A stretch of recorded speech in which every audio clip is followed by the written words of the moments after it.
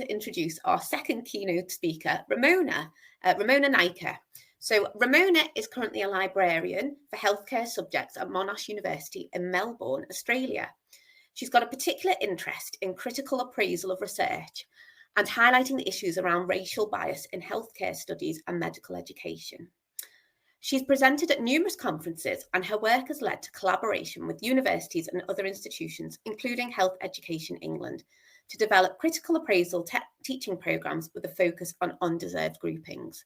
But most excitingly of all, and the reason I know this is going to be great, is Ramona is a fellow Scouser. So I know that she's going to do a great job. And to Ramona, I say, go ahead, girl. Let's hear what you got to say. Thank you so much, Elaine. Like, what a lovely introduction. So I'm just going to share my screen first. Just give me 1 second so I can get all of my bits up. Fantastic. So hello everyone. My name is Ramona Naicker, as Elaine said, and I'm a medicines librarian at Monash University in Australia, and it's 10 p.m. here. I'm really thrilled to be able to present today. The sessions that I've seen have been really amazing. I've been watching the recordings because of the time difference, so I'm a little behind. But I really also want to thank the conference committee for inviting me here to talk to you today about our transformative power. I've popped my Twitter handle on the screen, and I'm quite an avid user of Twitter, so please do reach out to me there. I've also got a cold, so let's just all keep our fingers crossed that I don't break out in some sort of coughing fit in the middle of this, because that's been happening all day. So today I'm going to talk to you about librarians leveraging their research abilities to make real change in the name of social justice. I'm going to kind of tell you the story of my research journey as an example. I've had no formal research training at all. I very much learn as I go. So I'm certainly not an expert in research. And I think maybe that's kind of the point. Maybe I'm trying to reach those people that have no experience and might suffer from imposter syndrome as well, because that is definitely a running theme throughout this presentation. If at the end or any point, if any of what I'm talking about really resonates with you, then I would love to hear from you. I'd love to hear about your experiences, because I tend to feel very much alone in this journey. So do pop all your experiences in the chat, please, so I can read over them later on. So first, I'm just going to share a little bit about myself so you can understand where I'm coming from. So as a librarian with a background exclusively focused on healthcare and medicine, this field really has shaped and influenced my work in quite profound ways. It's really turned into my passion, I guess, and it's what drives me to want to make a difference. And the research that I've been diving into, my focus has been on exploring the just insidious presence of racial bias within research. I've delved quite deep into the subject, examining justifications for including racial bias in the critical appraisal process. To me, it's a real crucial aspect that really demands our attention and scrutiny. So there's more information about my work on my unfinished website, criticallyappraisinganti-racism.org, my LinkedIn and my Twitter as well. But of course, I'll briefly discuss it later on too. So I want to give my positionality statement. I think that recognizing one's positionality is really vital, because it acknowledges that our experiences and our backgrounds influence how we perceive and interpret information. So by disclosing my positionality, I'm aiming to be transparent and ensure that you're all aware of the potential biases or subjective influences on my work as well. So firstly, as a woman, I bring the lens of gender equality and representation to my work. I'm attentive to the intersections of gender and race, but it is very crucial to note that I speak from the perspective of a cisgender woman. I recognize the importance, of course, of honoring and amplifying the voices and experiences of transgender or non-binary individuals within the broader social justice discourse, though I appreciate that I am no authority on that, and I have a lot to learn about that too. Secondly, being multiracial allows me to navigate and comprehend the complexities of racial identity and lived experiences. So this perspective really fosters my understanding of the nuances and diverse manifestations of racial bias, and it enables me to approach research with a sensitivity towards different racial backgrounds, while also recognizing the fluidity and intersectionality of racial identities. I do, however, again, need to recognize the privilege that comes with being multiracial in this society, namely that I'm light-skinned and kind of hard to place, I think. Therefore, I experience really greater social acceptance. I've got more access to more spaces and reduced racial profiling as well. I'm an immigrant. I came to the UK as a child, and now, of course, I live in Australia.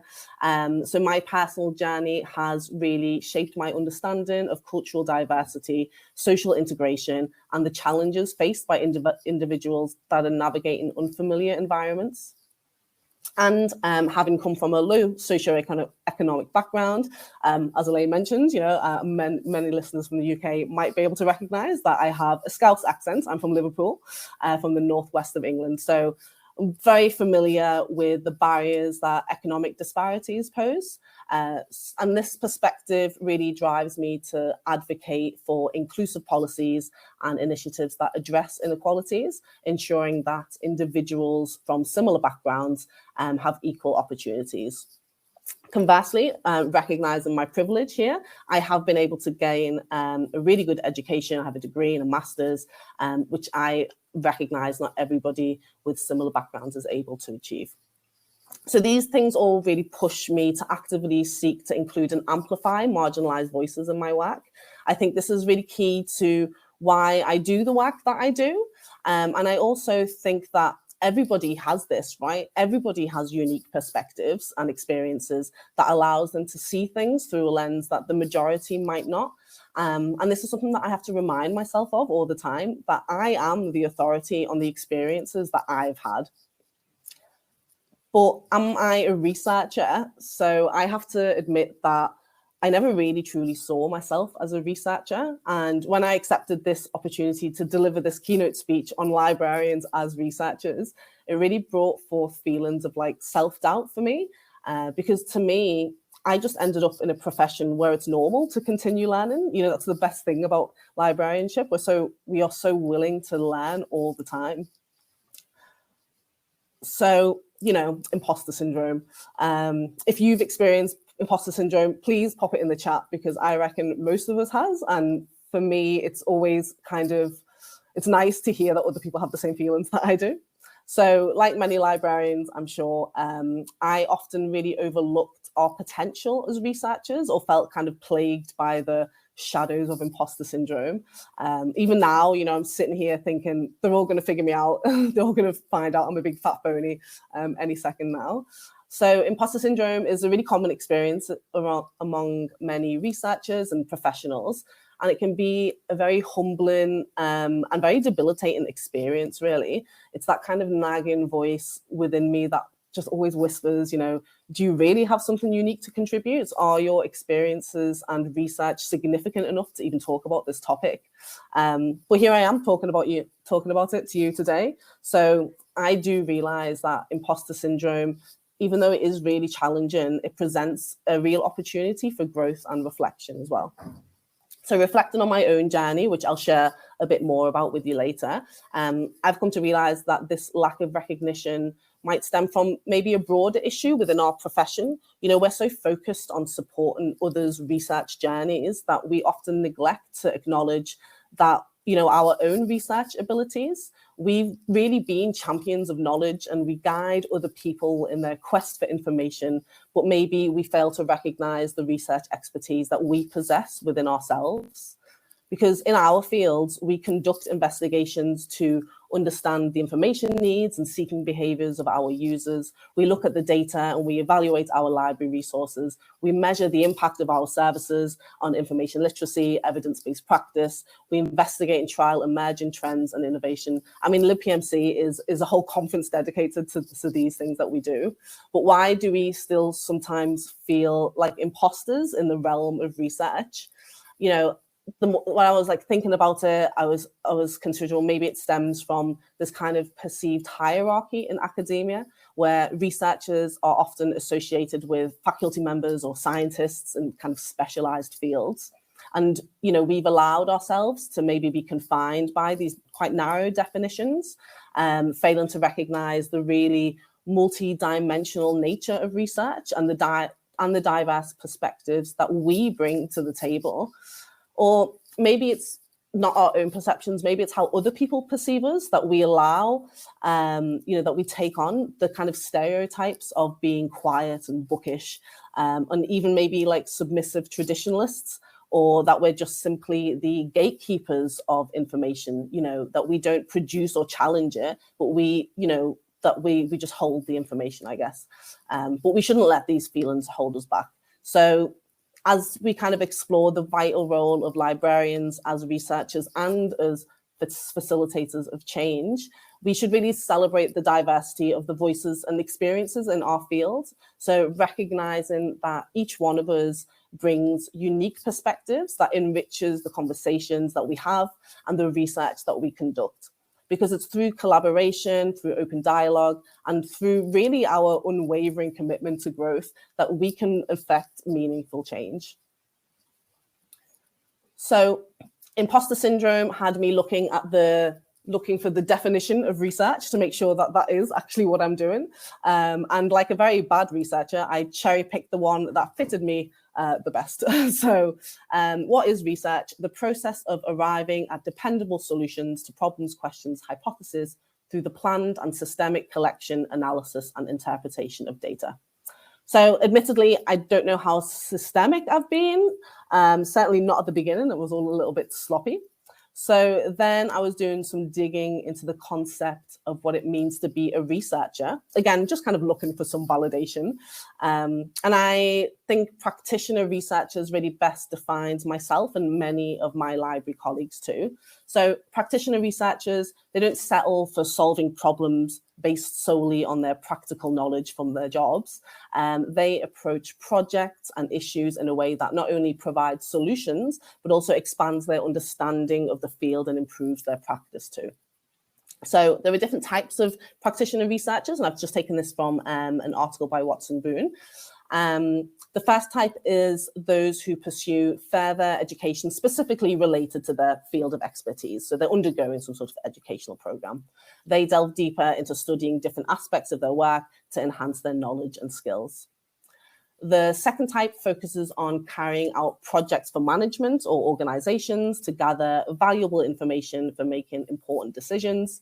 And their emphasis is on practical activities that have an impact within their specific workplace. So I know that many of you have done this. So yes, you are a researcher. And lastly, there are those who engage in practice-orientated research out of their own curiosity. So for example, academic librarians might dive into kind of in-depth studies as part of maybe their tenure process. But even after achieving tenure, they'll continue their research out of just sheer interest. And these individuals, they might not fit the traditional image of a researcher, and they might not always have the most ideal circumstances to conduct their research because they're kind of largely doing it on the fly, I guess. But that doesn't mean that they shouldn't be recognized as practitioner researchers, because that's exactly what they are. And I certainly think that I fall into this category. It's a bit of a mishmash. So now I just want to take a moment to appreciate the significant impact that we as librarians have on research and knowledge creation. I'm just going to drink some water though. So if we think about it, every day we actively engage in research activities that really profoundly influence the communities that we serve.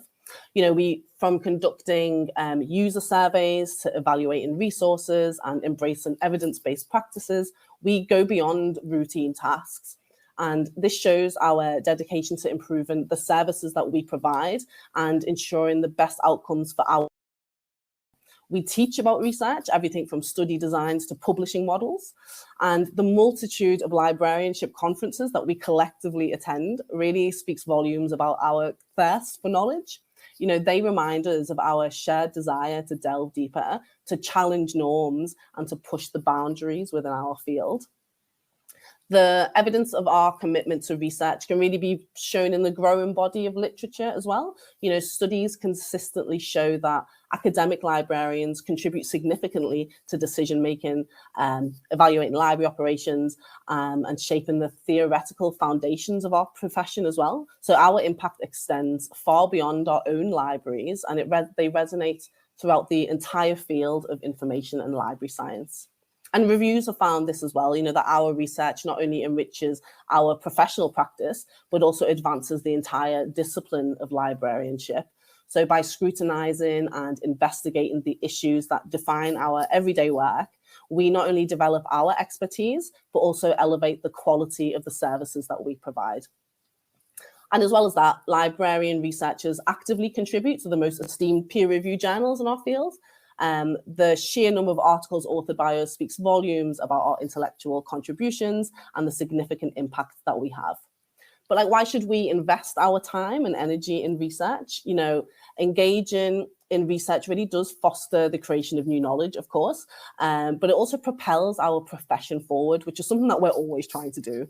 It sharpens our problem-solving skills and decision-making abilities, and it really empowers us to critically evaluate academic literature, which then equips us with the tools to deliver optimal information services to other researchers that we're supporting as well.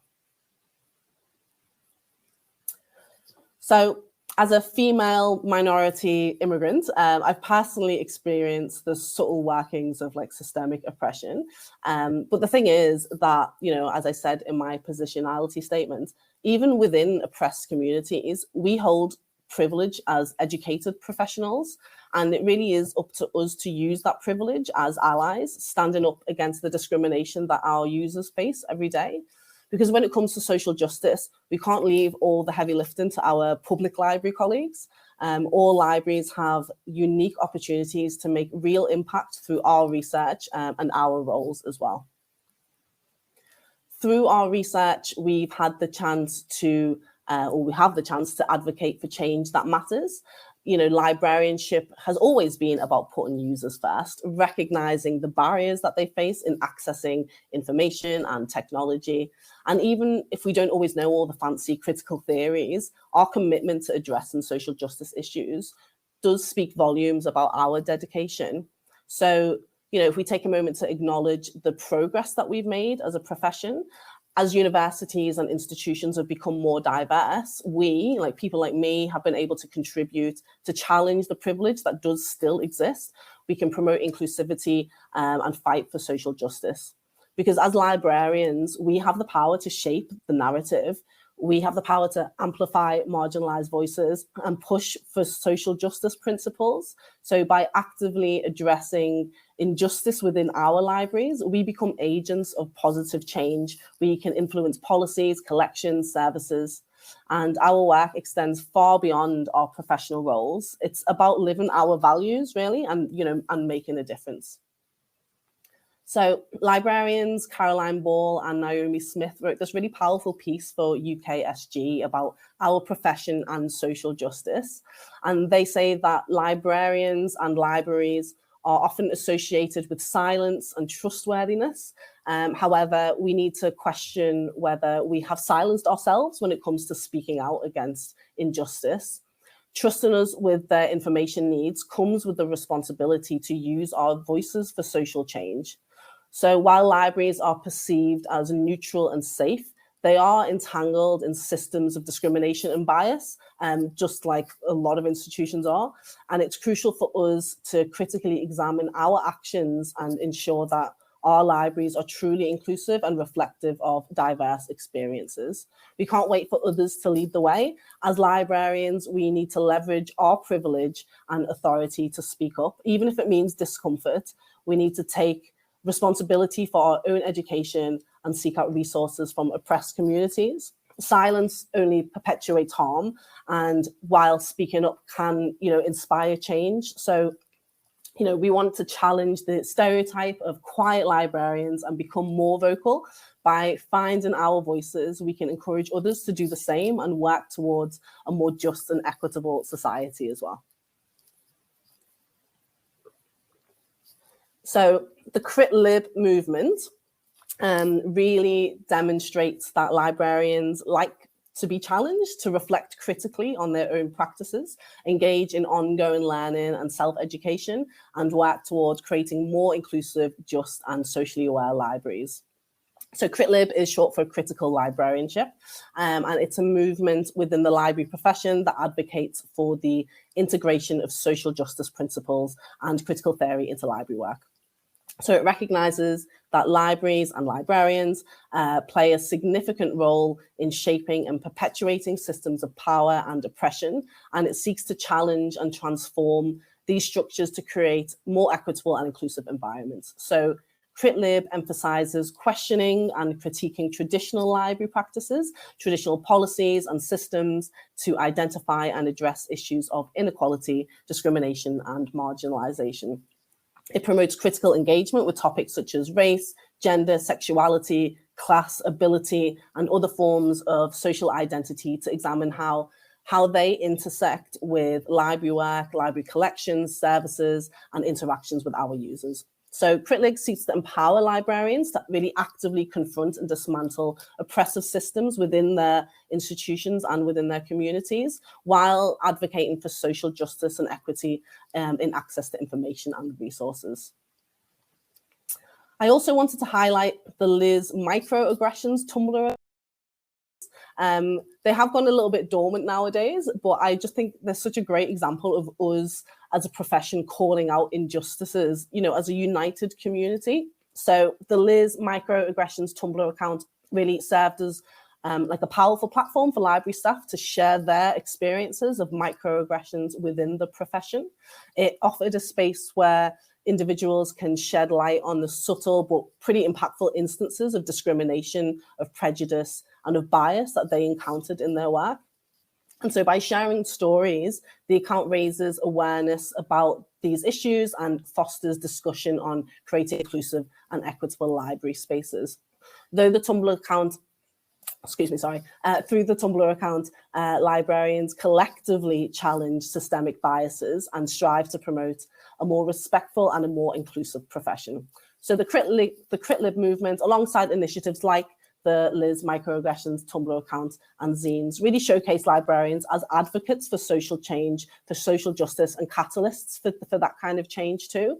So these initiatives reflect our commitment to confronting oppressive systems, fostering inclusivity, and amplifying marginalized voices. They demonstrate our proactive role in advancing social justice as they create transformative library environments that challenge social injustices and promote empathy. So together, CritLib and the Liz microaggressions and other initiatives like that really exemplify our dedication to social justice, and they inspire ongoing reflection, action, and the pursuit of a more equitable and just society as well. So because AI technology is something that we're all grappling with at the moment, I really wanted to highlight the inspiring work of Naomi Smith because she is just so awesome. So Naomi is a librarian who's making real significant contributions to racial justice in the library and tech sectors. And she's doing this very much on her own, which really resonated with me. So that's why I wanted to highlight her in my talk today. So in March this year, Naomi organized and hosted a global online webinar called CritLib vs. Tech. And it urges us to address the inequities that are embedded in digital technologies and AI that we use in our institutions and our libraries as well. In addition to her webinar, Naomi's launched an online educational platform called Black and Gold Education. And this platform aims to spark discussions and encourage new ways of thinking that support disadvantaged individuals and guide everyone in utilizing critical theory to make empowered choices in life. And the ebook SOS campaign, I think a lot of us will probably have heard of this. So the ebook SOS campaign emerged in 2020, and it was initiated by 3 academic librarians in the UK. And its primary objective is to address the challenges posed by the academic ebook market and advocate for equitable e-lending rights. So the campaign was a direct response to the issues of ebook unavailability, the awful prices, the unbelievably high prices, and the restrictive licenses that emerged during the COVID-19 lockdowns. So by focusing on accessibility of ebooks, particularly during a time when students and marginalized communities were really disproportionately affected, the ebook SOS campaign really can be viewed as a social justice movement. It aims to address the disparities in access to educational materials and to fight for fair e-lending rights, which are inherently social justice issues. The campaign also strives to ensure that libraries have fair and equal opportunities to access academic ebooks, recognizing the importance of equal access to education and knowledge as a fundamental principle of social justice. And in addition, the ebook SOS campaign aligns with social justice principles by advocating for fair sales practices, pushing for copyright reforms, and seeking governmental support for libraries and education as well. So these efforts really contribute to creating a more equitable and just academic ecosystem where all individuals have equal opportunities to access and benefit from scholarly resources. So far, we've seen that librarians are very well placed as researchers, and that we really are advocates of social justice and for social change as well. So in this section, I'm just kind of closing the loop and looking at research for social justice impact. So library workers have already played a really crucial role in addressing marginalization and information inequities by identifying and bridging information gaps that affect underserved populations. So through rigorous research, librarians have really delved into the specific barriers that certain communities face when accessing information and resources. So by understanding their unique needs, librarians have advocated for tailored services and resources that promote inclusivity and empower these marginalized groups. Librarians have also employed various research methodologies to amplify the voices and experiences of marginalized individuals and communities. So through qualitative studies, through surveys and interviews, they've shed light on their information needs, their challenges, and their aspirations. So this type of research has been really instrumental in developing more inclusive library spaces, more inclusive library programs, and collections as well that truly reflect the diversity of our communities. Library staff have engaged in action research to explore disparities within the library discipline and related issues. So they've been providing a platform for underrepresented groups to share their experiences and their perspectives by examining the potential of public libraries as community-level resources for reducing place-based health disparities. Librarians have advocated for services and resources that are tailored to the needs of these marginalized populations. And library workers have really worked tirelessly to bridge the digital divide by creating effective solutions which are informed by the needs of those that are most effective. So this is including minorities or individuals with low incomes.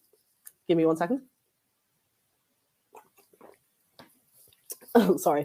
So their efforts have really been instrumental in promoting social and racial equity within their communities.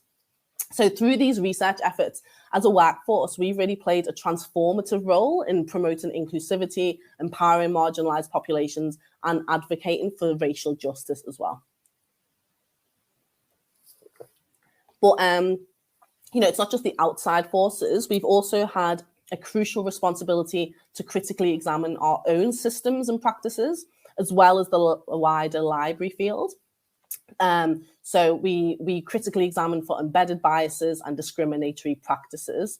Researchers played a really vital role in unmasking these biases and promoting social justice within librarianship. So one area where researchers had significant impact is in disrupting the dominant narrative in academic library collections. Librarians have recognized and dismantled systemic and individual biases, confronted inequity and oppression, and enhanced diversity and inclusion, and advanced social justice. They've ensured that their collections are captured, have captured underrepresented and culturally appreciative works of thought, ideologies, and perspectives that go beyond kind of white truths. Research on Canadian library responses to racial injustice has scrutinized systemic biases within the library system. So here, librarians examined the formal response of the Canadian library community to the Black Lives Matter movement and other racial social justice issues. And they've been shedding light on areas that require improvement and to create a more equitable and inclusive environment. And addressing collection diversity has really been a crucial area where research has driven change. Librarians have identified structural barriers that they face in pursuing equitable representation in their collections, such as resource description, classification inadequacies, over-reliance on the use of statistics, staffing and expertise limitations, and budget allocations too. They've developed strategies to overcome these barriers and promote collection diversity. And conducting action research to explore disparities in library discipline and related issues has been really essential in identifying discriminatory practices in collection development and resource allocation. So through research in this area, we've gained insights and developed strategies to address these disparities. I'm feeling my itchy throat go, so I'm just going to drink the rest of this. So, of course, my own research as well, which attempts to address disparities. So I'm going to share with you now kind of how I got here, a little bit about my work and what inspired me to undertake this work as well. So the events of 2020, which I'm sure we all remember. So this included the police murder of George Floyd and then the disproportionate impact that COVID-19 had on ethnic minorities too. So these really brought to light the pervasive issue of racial bias. And these incidents served as a really powerful awakening for many, including myself. And this awakening prompted a real deep reflection on our roles as librarians and as researchers. We came to recognize the profound impact of racial bias and the pressing need to really confront it within our own profession. It's our responsibility to provide accurate, unbiased, and inclusive information. And the events of 2020 really exposed stark disparities and injustices experienced by marginalized communities. And for me personally, as a healthcare librarian, it shed light on how racial bias can infiltrate research methodologies, it can infiltrate data collection, analysis, and interpretation as well. And that's really how I started. It was just a kind of light bulb moment. I read a couple of things and I knew that this is something that we had to address, really. So as I delved deeper, it became really apparent to me that racial bias really needed to be incorporated into the critical appraisal process. So critical appraisal, very briefly, is the evaluation of research studies to assess their validity, their generalizability, and also their ethical considerations. So I realized that overlooking racial bias could really undermine the integrity and the impact of studies in these key areas. So racialized minorities were consistently, and still are consistently, underrepresented in studies. And when they were included, the methodologies aren't always appropriate. And the way that the results for minoritized ethnic groups were interpreted was sometimes unsuitable, and other times just straight out racist. But at that time, I was a new librarian. I'd just been a librarian for just over a year, I think. So I was far from an authority on critical appraisal. And I was really hesitant at first. I was feeling that it was kind of beyond my place and my expertise to address this issue of racial bias. But because I was so kind of driven by my conviction and I was so frustrated with the events of 2020, like so many people were, that what I decided to do is I decided to reach out to the Critical Appraisal Skills Program, so CASP. So CASP, for those of you who might not be aware, they develop these fantastic checklists which guide us through the critical appraisal process. If you've ever appraised, you've very likely used their checklists. So they really seemed like the obvious people for me to reach out to and for me to suggest considering racial bias in the critical appraisal process. So after I contacted them, they showed real enthusiasm and support, and we actually began planning a workshop to develop a supplementary checklist for critically appraising racial bias. So to me, that was just unbelievable, right? And it was so easy as well. I just sent one email and this was going to happen, like job done, back to bed. But, never count your chickens before they've hatched. Because unfortunately, as the pandemic unfolded and funding challenges arose, the project kind of lost momentum and eventually it just came to a complete standstill. But, I was really undeterred because I really believed in this. And so I took it upon myself to continue the work anyway.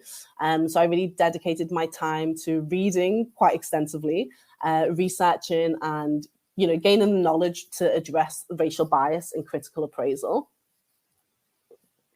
So despite my status as a kind of relative newcomer, I felt a strong belief in the significance of this issue, and the events of 2020 had really fueled my determination to make this difference.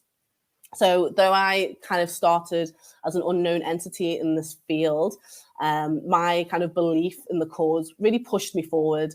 I went on this journey really confident that I had to take action if I wanted to see any meaningful change in the realm of critical appraisal and racial bias.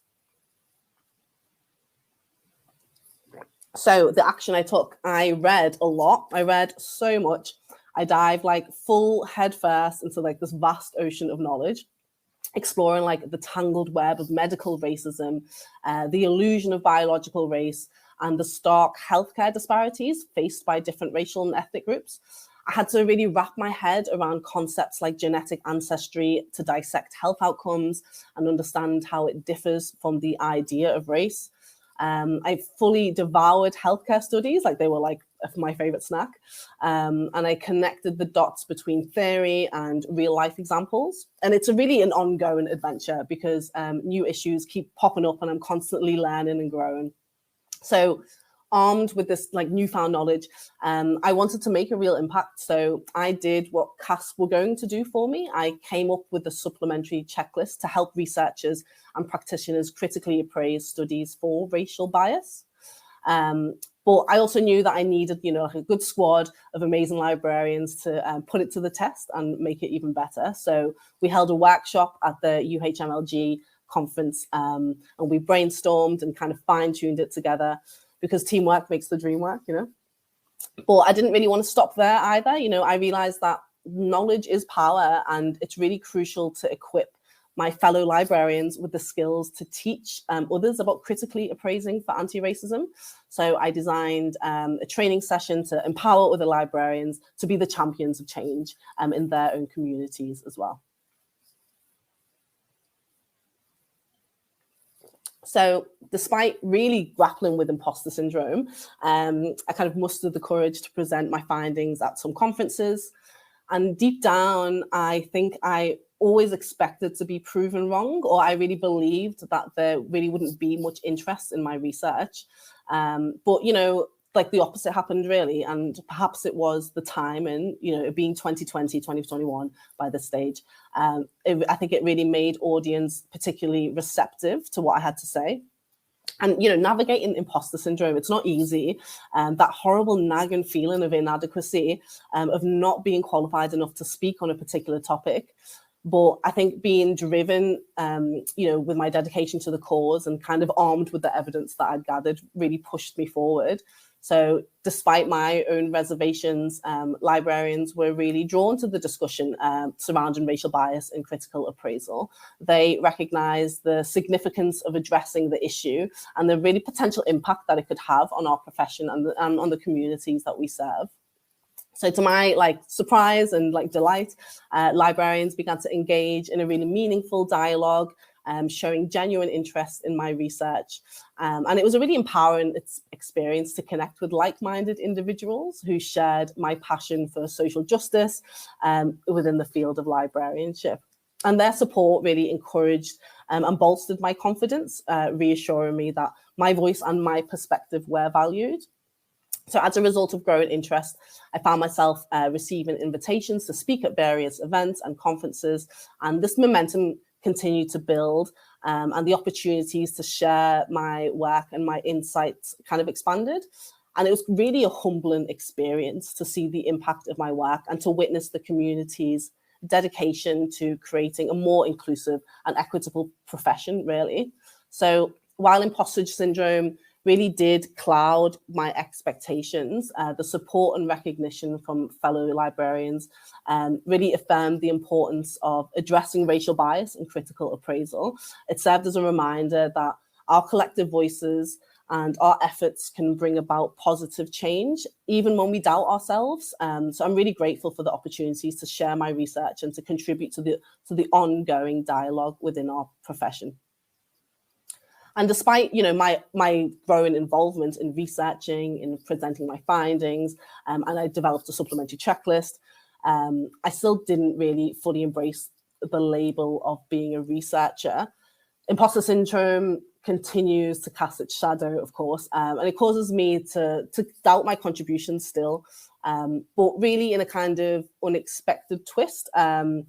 Imposter syndrome really became a catalyst that kind of pushed me to delve deeper into research, to pursue more learning and to continually justify my work to myself, I guess. The imposter syndrome that I experienced could really easily have held me back and discouraging me from further exploration and growth. But instead, it really served as a driving force, compelling me to gather more evidence, engage in more extensive learning, and continuously refine my understanding of the topic, mostly because I was afraid to be caught out, really. But with each new study, with each new piece of literature, with each new conversation, I really sought to solidify my knowledge and strengthen my convictions. My work was and continues to be challenged, but instead of shying away, I make the effort to learn more so that I can answer to those challenging questions. And the supplementary checklist that I developed to tackle critically appraising for anti-racism began to gain a bit of traction as well. Other librarians recognized its value and started promoting its use within their own research and their own appraisal processes. So this growing support and validation from the community really further bolstered my confidence and challenged that imposter syndrome that kind of still lingered. So imposter syndrome can really be a formidable story. It creates self-doubt, makes you question your place as a researcher, but it's really through confronting those feelings, pushing beyond those perceived limitations and immersing yourself in continued learning that, you can kind of break free from its grasp, I guess. Because the imposter syndrome that once plagued me really actually propelled me forward, drove me to, conduct more rigorous research and engage in more comprehensive learning. So in this journey of kind of grappling with imposter syndrome, I came to realize that being a researcher goes beyond simply having a title or a formal recognition. It's about embracing curiosity, pursuing knowledge, and actively contributing to the advancement of our profession. I may still have moments of doubt all the time, but I've learned to acknowledge the imposter syndrome as a motivator, as a reminder to never kind of stop questioning, never stop exploring, and always carry on striving to make a meaningful impact in the field of librarianship. So from what started, as an email to CASP about something that I just had an opinion on, has really developed into a full side hustle now by this stage. And, I am now kind of one of the authorities on the subject of racial bias and how it impacts study quality too. And the impact that I've been able to make with my work is, of course, what inspired me to base a whole entire talk on the subject. So throughout my journey, I've been incredibly fortunate to witness the tremendous support and engagement from the library community. Librarians have really embraced the resources that I've developed for critically appraising for anti-racism, incorporate them into their webpage and their LibGuides. So all the universities on the screen there host my tool on their pages.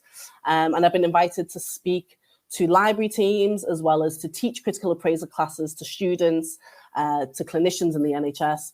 And this collective effort not only highlights the commitment of libraries to social justice issues, but also demonstrates our profession's dedication to promoting equitable and inclusive research practices. So it's really heartening to see the collaborative spirit within the community, where librarians readily share resources and information to create collective impact. It's really the perfect environment to explore being a researcher, because the support around you is unbelievable.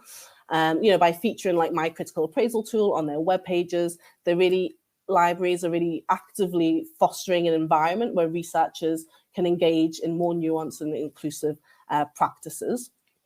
And the level of support really serves as a powerful testament to the values that we hold as librarians. It reinforces the belief that libraries are not just repositories of information, but we are essential hubs of social change. So use your communities, because a lot of what I've achieved, I could not have done without them. So I mentioned before that, of course, I was intending CASP to do all this wonderful work for me until that fell through. Well, Health Education England and Liverpool University's Michelle Maiden, who is a critical appraisal extraordinaire, were also involved in these discussions with CASP at the time. And Michelle Maiden writes a lot of critical appraisal e-learning modules for Health Education England with John Blenkinsop, who's also an amazing NHS librarian. So they thought, and Health Education England thought, that we could collaborate on an e-learning module around equity considerations in critical appraisal. So not just focusing on racial bias, but also including inequities with regards to gender, socioeconomic status, religion, and so on. And this module is free and open to everybody in the world. So it's a nice kind of like demonstration of like the impact, that research has had. After one of my presentations, I was approached with the incredible opportunity to collaborate with Cardiff University's medical education department. So they wanted to develop an e-learning module for their first year medical students, specifically focusing on racial bias and its implication in the critical appraisal process. So very, very much based on my research. And I just cannot adequately express kind of my gratitude and excitement for an institution that is fully committed to dismantling, systems of oppression and relearning what they thought they knew. So this collaboration really exemplifies their dedication to nurturing a generation of clinicians who are not only skilled in their craft, but also deeply attuned to the social and cultural complexities that influence healthcare outcomes. So the impact of the e-learning module has also been remarkable. It's really sparked critical conversations among students, among faculty at Cardiff, challenging them to confront their biases and question really deeply ingrained assumptions. So by encouraging them to think differently, we're fostering this culture of empathy, understanding, and culturally responsive care. And witnessing the transformation in students' perspectives and the willingness of faculty to engage in these discussions has been really, truly inspiring as well. And while my initial intention of having CASP take on all of the work didn't materialize as I planned, progress is being made towards the kind of formal recognition of racial bias as a concept which impacts study planning, study methodology, results, and interpretation. So just this week, actually, so on Monday, Oxford University's Catalogue of Bias published my entry on racial bias. And it's really strange because with everything else that, I've achieved, having racial bias recognized in the catalogue really makes me feel like I was actually finally making an impact.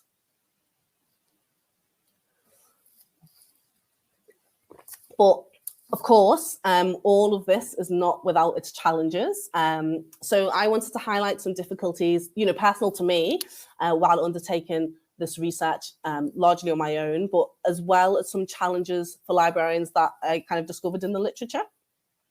So embarking on this kind of research journey really wasn't like a walk in the park at all. I faced real personal challenges that tested me and made me question my abilities. Everything about the process felt really unfamiliar to me. I had to navigate the research field without kind of much, like I didn't have like a mentor in that kind of sense. I did it all on my own, outside of my day job. So this wasn't for a PhD, it wasn't for tenure. I didn't have any funding or a real network outside of like Twitter. Also, the topic that I research, racial bias, is quite a sensitive one, of course. It's very complex. And there's a lot of room for error. And I was, and still am, quite anxious about getting it wrong. And so my confidence was pretty shaky from the start. Applying for conferences and figuring out how to get published really seemed like quite a daunting task. I had a lot to learn and so many skills to develop as well. Things like presenting and putting together a paper for publication were really not like my strong suits. And time became a real major hurdle, something that I'm still grappling with. So trying to balance work, my personal commitments, and then finding enough time to do this as well has been a real challenge. But, it's kind of what you do when you think it's really important. So, I have to admit that these challenges, they did really humble me and they pushed me to learn and grow. But the rewards have been really incredible. The personal and professional development that I've gained from this journey has been truly transformative. I still face obstacles, of course, but my commitment to creating change and tackling racial bias remains, unshakable, as it were. And that's the advantage of tackling issues around social justice. You get so passionate about it that you want to see it through, you don't want to give up on it at all. So librarians, I'm just going to drink some water first, sorry. Good, lovely, thank you. So librarians also face numerous challenges when it comes to conducting research. So this is highlighted in the literature. So obstacles include many that I mentioned already: a reported lack of time, unfamiliarity, insufficient support, and so on. But something that has been written about quite a lot is the sometimes inadequate education and research methods that we have. So this factor really contributes to uneven skill set among librarians. And research methods course in library and information science schools often cater for doctoral students planning for theoretical research, which might not really adequately prepare practicing librarians for the diverse range of research that we may encounter. So also there's a gap between training and practical application, which can kind of lead to the diminishing of research skills over time. So becoming a practitioner researcher capable of producing reliable and valid research really poses significant challenges. Studies suggest that actually only a fraction of those who conduct research really do disseminate their findings, and that might suggest a gap in methods, trainings, and maybe a need for greater emphasis on research preparation in the Liz Masters program.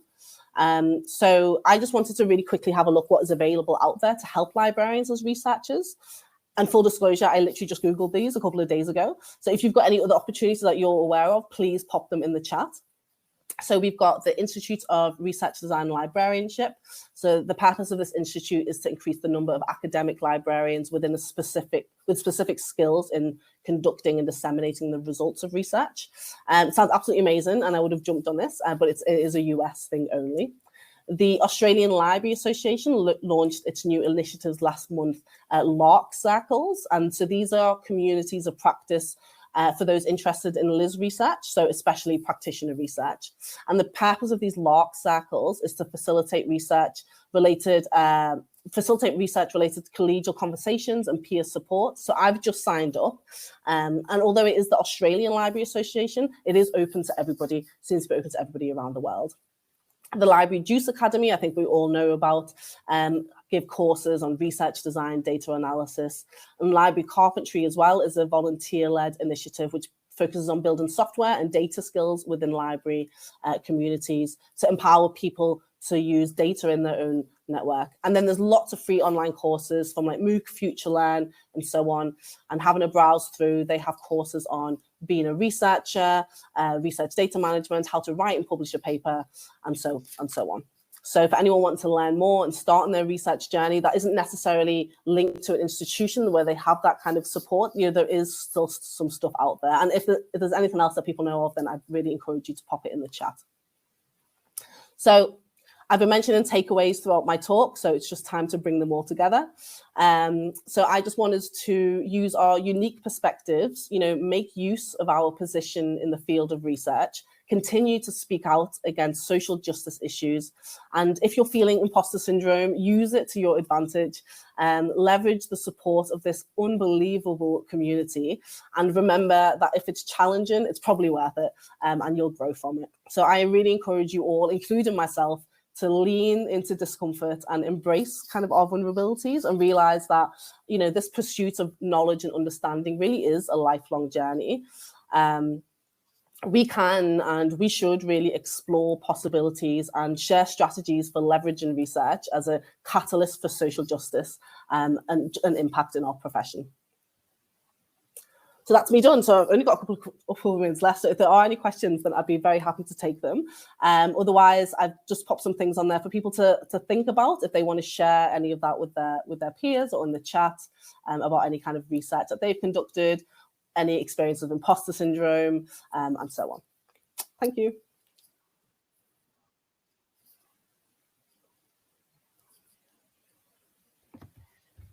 Sorry, I forgot to put myself back on screen there. Thank you so much, Ramona. I think around the world, there's a lot of applause either like that or like that. What you said, I think, really resonated with so many of us, and you'll be able to see from the chat, particularly around the imposter syndrome, there was a lot of people really, really acknowledging that. So I don't want to talk too much, because if it's okay with you, we've had quite a few questions come in and we'd love to get you to answer them. So we had a great question which says, something I've been noodling over is that it feels like we get stuck doing research instead of creating change, especially when it feels like we're just trying to prove things using methods that are valued from a white Western academic lens. As a multiracial individual, they are often tired of being asked what they should change over and over with no one actually making the changes. Have you felt this tension within your own identity? I think so. And I think that's one of the things, isn't it? I think anyone that is from a kind of minoritized group, whether that's race or if you have a disability or anything like that, a lot of things can feel like tick box exercises a lot of the time. And I think especially nowadays when all this kind of like stuff about racism is coming out, people are trying to make changes. There's, like, as you said, there's lots of kind of maybe work in the background, but then actually no changes coming out from under it. I really do hope that 2020 did cause a bit of a shift. I feel like that did something, especially around kind of education. You know, the word decolonization gets slapped on everything nowadays, but I think there really has been an active effort to try and do more in that field. So it's slow progress, and what definitely used to be a tick box exercise, you know, previously, hopefully nowadays it's changing a little bit more to actual real life changes. Yeah. Great, thank you. So we've had another question which says, I wonder if you've ever considered doing some research on the imposter syndrome itself. The question asker is thinking it actually be something that's done to us. If we feel that way, it's because of the work culture and climate we have around us. And if they're right, they should have some implications for how we organise our libraries as workplaces and what values and culture managers choose to foster. Yeah, you know what? That's so interesting, isn't it? Because the more I talk to people about imposter syndrome, especially in libraries, I think, you know, and we'll just look at some of the comments, it is something that resonates with a lot of us. And actually, at the same time, a couple of hours ago, you know, the CILIP conference was on today, and they had a whole talk about imposter syndrome there. So it's something that we all recognize so well that, yeah, you know what, maybe there does need to be done a bit of research, because if anything, we're all experts on that. So it's something that we might not feel imposter syndrome about. Yeah, it would be a very, very good idea, actually, because it's just so apparent in our profession. Like, why is that? Why does that happen to us? Yeah, no, absolutely. I think, like I say, from the chat, so many of us said, yes, that's me. And it's interesting how prevalent it is in our profession. Yeah, definitely. So another question, were the challenges you met coming from privilege and power? Were the challenges I met coming from privilege and power? Yes, yes, definitely. I think it's kind of strange, you know, when you are an ethnic minority and you're talking about race and racism, people don't like to challenge you. You know, people feel very sensitive about it. So I actually really appreciate it when somebody does, because I think people are very scared to kind of speak up and say anything. So while they definitely do come from places of privilege and power, I think I would rather have that. I would rather have someone actively challenge me, so then I can say something, you know, like change their mind or whatever, rather than people keeping things to themselves because they're too scared to speak up. And therefore I'll never get to kind of like rebuttal that challenge that they've given me. So while yes, they definitely have come from places of privilege and power, I don't I appreciate them, I guess, you know, yeah. Great. And I think we've got time for one more question, if that's okay. Mm-hmm. So A number of speakers during the conference have highlighted the idea of nothing about us without us and the importance of fully involving marginalised communities in our research and decision making. Could you please talk about how you might be thinking of this in your own work and how libraries might engage meaningfully with marginalised communities in our research and assessment, e.g. co-design, etc.? Well, I think, because all of mine is all about kind of like medical research, but it's very applicable. The phrase that you used, no decision about us without us, is something that I say all the time in my work. And it's so important. And it's not that marginalized communities don't want to be involved in this work. I mean, sometimes it is because of that, but there's trust issues, there's historical issues that we need to grapple with first. And it's about knowing how to approach and how to engage these minoritized communities, because most of the time that's what we're doing wrong. It's assuming that the way that we've been doing things, which we know exist because of our kind of Western white views of the way things have always been done, they're not inclusive enough. So while sometimes we inadvertently exclude is not a word, but you know what I mean, marginalized groups, it's not because they don't want to be included, it's because the way we've gone about it is not correct. So I think that is really what people need to work on. That's what anyone that wants to include underserved groups in any kind of work that they're doing, is knowing how to approach it first. And really the big kind of overarching theme of it as well is making sure that those conducting the research, they're coming from a place of diversity as well. It's hard to include diverse populations if the group that is conducting the research is not diverse themselves. There's lots of trust issues and there's lots of perspective issues. So yeah, I mean, it's a multi-layered thing really, isn't it? Yeah, it's really difficult. Oh, that is fabulous. I'm afraid that's about all we've got time for. I think we could all ask you questions all day. It's been an incredible talk. And we're so grateful, Ramona, that you came to share that with us today. Oh, thank you so much. Thank you so much for having me again. It's been amazing. Thank you. Oh, no, it's been fabulous. So again, one final round of applause. I always feel a bit mean that you're greeted by silence after such a brilliant talk. But the applause is deafening around the world for you. Thank you. Thank you, everybody. We've got a short screen break now, and our next set of sessions starts at 2:15 the hour. It's 2:15 here in the UK, but wherever you are in your time zone, it starts in about 10 minutes. So see you all then. Thank you very much.